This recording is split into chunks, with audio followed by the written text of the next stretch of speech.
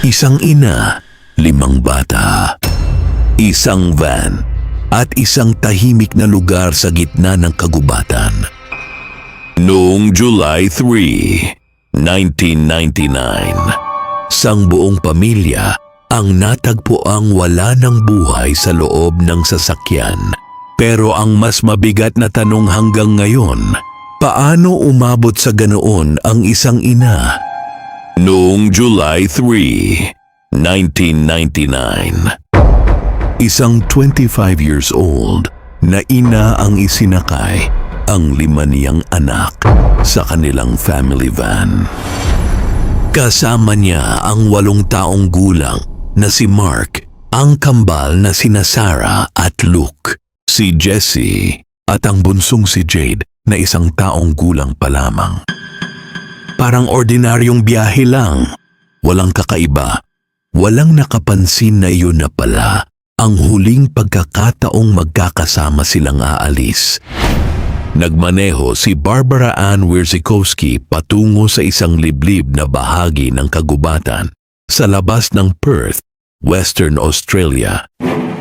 Tahimik ang lugar, malayo sa kabahayan, walang makakakita, walang makakarinig. Doon, sa loob ng van, natapos ang buhay ng 6 na tao. Ina at 5 anak, natagpuan silang lahat sa sasakyan. Ang buong Australia ay nabigla, hindi makapaniwala ang marami. Paano nangyari ito at bakit? Habang lumalalim ang investigasyon, unti-unting lumabas ang mga detalye ng buhay ni Barbara. At doon nakita ng marami na matagal na pala siyang may dinadalang bigat.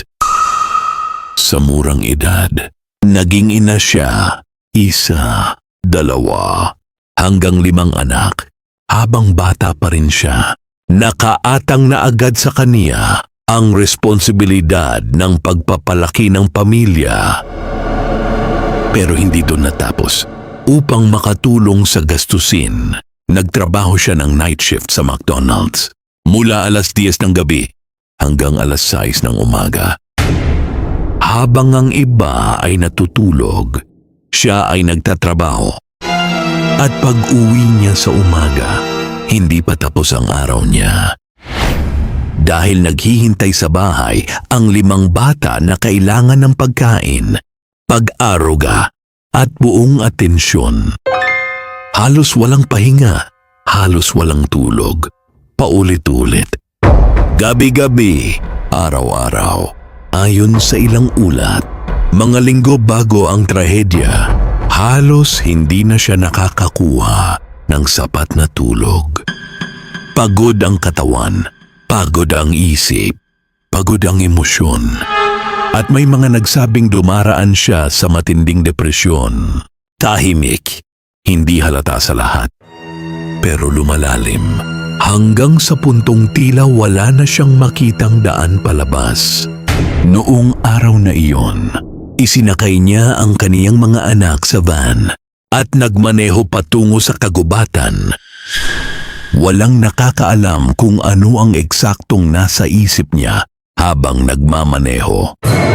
Walang nakakaalam kung ano ang nararamdaman niya sa mga huling oras na iyon. Pero hanggang ngayon, marami ang naniniwalang dala niya ang matinding pagod, lungkot at desperasyong matagal na niyang kinikimkim mag-isa. Naging laman ng balita ang kaso sa buong Australia at kasabay ng pagkabigla, dumating din ang mas mahirap na usapan. Usapan tungkol sa mental health, pagod ng mga magulang, kakulangan ng suporta, at kung paano minsan ang sobrang bigat ng buhay ay hindi agad nakikita ng mga tao sa paligid. Hanggang ngayon, masakit pa ring balikan ang kasong ito dahil sa likod ng headlines, hindi lang ito kwento ng krimen. Kwento rin ito ng isang inang tila matagal nang humihingi ng tulong pero maaaring hindi narinig. At 5 batang naiwan bilang pinakamabigat na bahagi ng trahedyang iyon. Isang araw ng July 1999, na hanggang ngayon, hindi pa rin nalilimutan ng Australia.